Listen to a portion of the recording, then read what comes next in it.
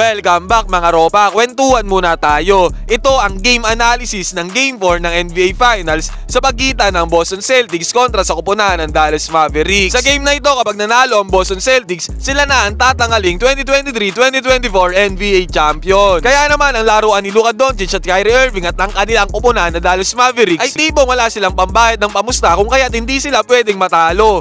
First possession mga ropa, iniskrinan agad ni Daniel Gafford si Kyrie Irving pero sa kaliwa dumiretso si Kyrie at sa screen na yon mga ropa, pansin ninyo, ito pa rin yung ginagawang depensa ng Boston sa game 1, 2 at 3 kung saan hindi nila sinasalo yung papasok sa paint at ina-anticipate pa rin nila yung pasa na gagawin ito sa kanilang bantay. Kitang-kita kahit naiwanan na ni Kyrie si Jrue Holiday, hindi pa rin sinabayan ni Al Horford si Kyrie at si Daniel Gafford pa rin ang kanyang tinignan. Ito mga ropa, si Luka Doncic naman ang gumawa pero this time walang screen pero still nakapasok pa rin sa paint si Luka Doncic at ganun pa din ang ginawang depensa ng Boston Celtics. Hindi nila sinalo kung sino ang papasok sa paint. Tinayaan lang nila kung sino ang nagbabantay dito na sumabay. Actually mga ropa, ito talaga yung ginagamit na depensa ng Boston Celtics sa game 1, 2 at 3 at hanggang ngayong game 4, ito pa rin yung kanilang ginagamit. Dito naman mga ropa, nasubok ang depensa ng Dallas Mavericks. Masyadong malalim si Daniel Gafford kaya't nakatira at nakalibre itong si Jason Tatum. Take note mga ropa, laging 10 3-pointers pataas ang ginagawa ng Boston Celtics sa games 1, 2 at 3. Kaya yung mga gantong pagkakataon kung saan nabubutas ang 3-point line,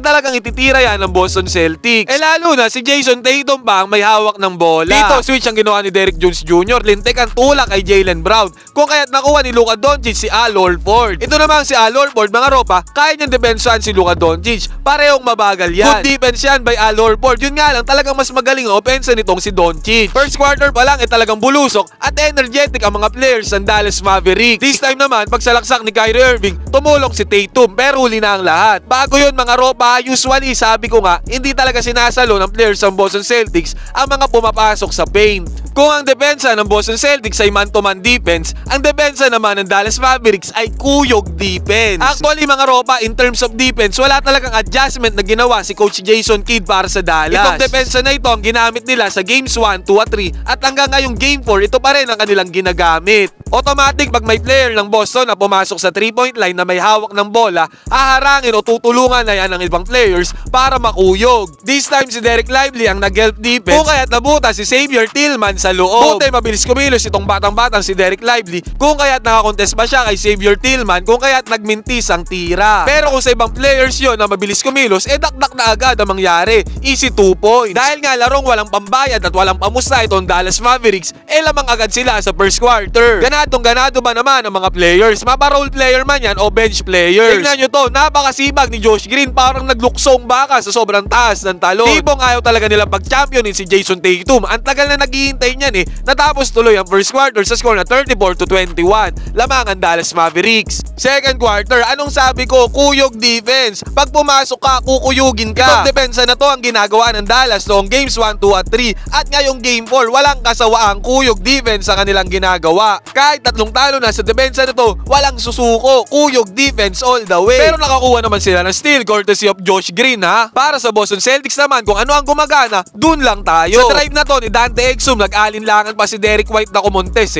Baka daw biglang ipasa kay Dereck Lively, easy 2 points. Yun nga lang kumontes din naman, kaso huli na. Yun tuloy, easy 2 points kay Dante Exum. Di naman natin masisisi ang kupunan ng Boston Celtics na mag-stick sa ganyan defense dahil ang kanilang mga primary defenders, kahit ang kanilang mga bench players, ay di may kakailan na napakagagaling dumepensa. Ito kasi ang kinakatakot nila kung ba't ayaw nila mag-help defense yung mga gantong sitwasyon. Kasi itong si Luka Doncic magaling mamasa yan Tulad nito, tutulong sana si Jaylen Brown. Yun nga lang, nung nakita agad siya ni Luka Doncic na malayo sa kanyang bantay, pinasa agad kay Dante Exum.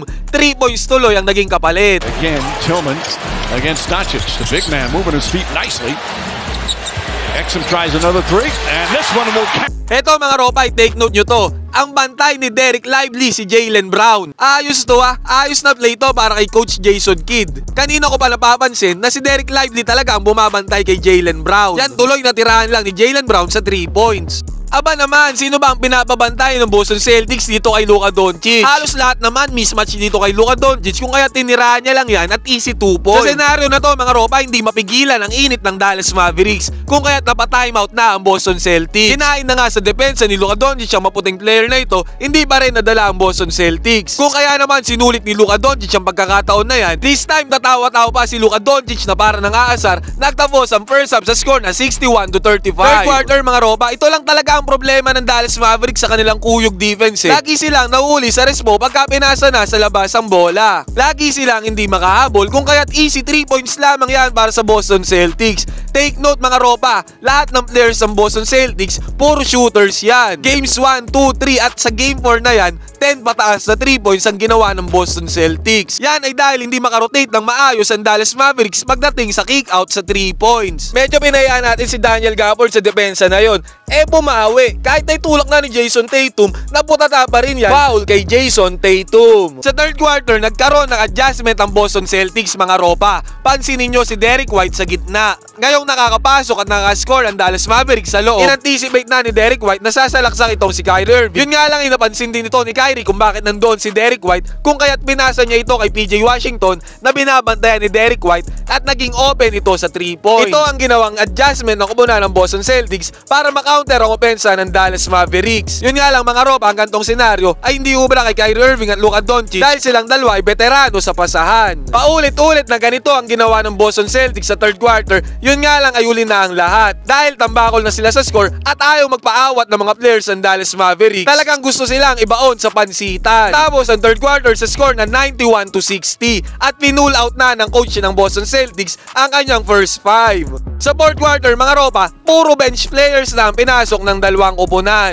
Hindi ko na halos kilala tong mga to pero natapos ang game sa score na 122-84. Tambakol ang koponan ng Boston Celtics at sa wakas nakaisa din ang koponan ni Luka Doncic at Kyrie Irving na Dallas Mavericks. 3-1 na ang serye. Kayo mga ropa, what are your thoughts about sa game 4 na panalo ng Dallas Mavericks? Pwede kayo mag-comment dyan sa baba, magkwentuhan tayo. Gusto nyo bang maglaro at manalo? I-click lamang ang link na nasa comment section at gamitin ang promo code na ANGALIS. Piliin ang sports option to get a chance na makakuha ng 12,000 bonus sa inyong unang cash in.